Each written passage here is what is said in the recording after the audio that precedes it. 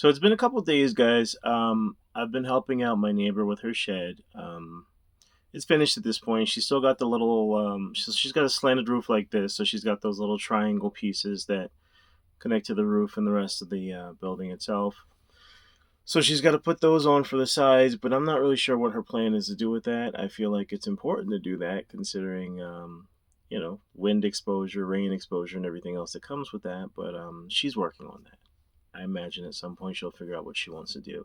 It was a great learning experience. I feel like I learned a ton working with wood directly. Having literally bought a bunch of wood and made it into a whole shed. A standing structure that's strong enough to withstand the elements, and even getting on the roof and laying down the roofing material was kind of cool. But overall, I'm typically not someone who does a lot of handyman work like that. I usually contract it out.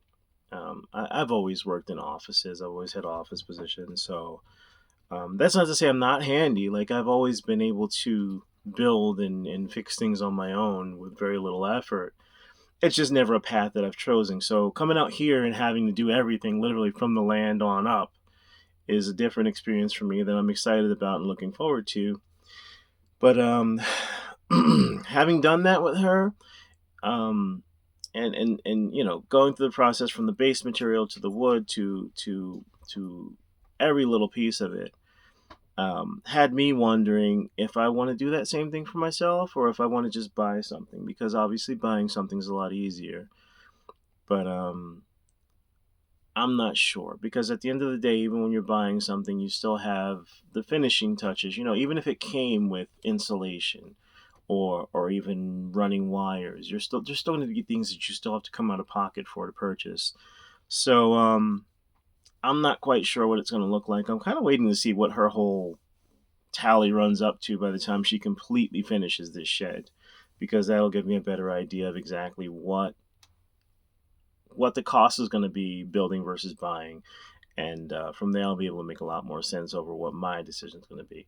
Another thing I'm kind of on the fence about is whether or not I want to do what she did, which is use concrete base. It's like basically like crushed concrete and dirt that they put down as a leveling agent, and it sort of hardens over time, so you can build whatever you want on it without having to worry about it shifting and sinking, or an actual concrete pad.